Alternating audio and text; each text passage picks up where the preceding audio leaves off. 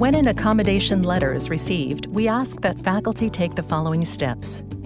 Send an email to the student to acknowledge that you have received it.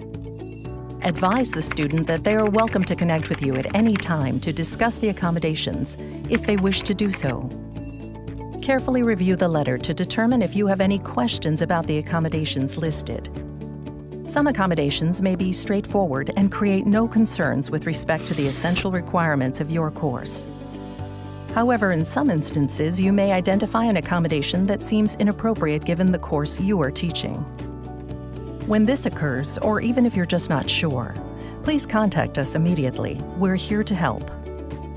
The first thing we encourage faculty to think about is which of the requirements for your course seem to be conflicting with the requested accommodation. With that identified, we can work together to explore whether or not that requirement is in fact considered essential. There are 3 guiding questions that we'll ask you to consider when we're trying to determine if a particular requirement or standard is essential. Number 1, is there a rational connection to the requirement? Number 2, is the requirement established in good faith? Number 3, what is the evidence for the necessity of the requirement? For example, if performing CPR is a requirement of your course and the student has a disability that prevents them from performing CPR, then an accommodation may not be possible. Number 1, is there a rational connection to the requirement? In our CPR example, the steps for CPR have been developed by medical professionals who have determined these steps are necessary and have the best possible chance of keeping someone alive. Number 2, is the requirement established in good faith? The steps were developed to help individuals in a medical emergency, which would indicate the decision was made in good faith.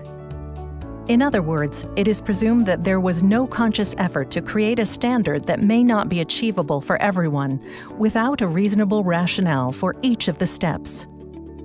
And number 3, what is the evidence for the necessity of the requirement?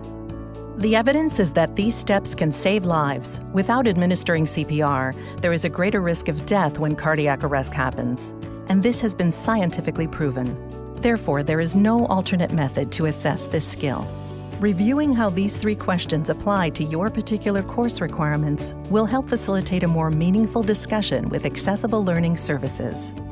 This will not only be helpful for our conversation with you, but in doing so, you may find a unique solution to allow the student to participate and contribute to your course.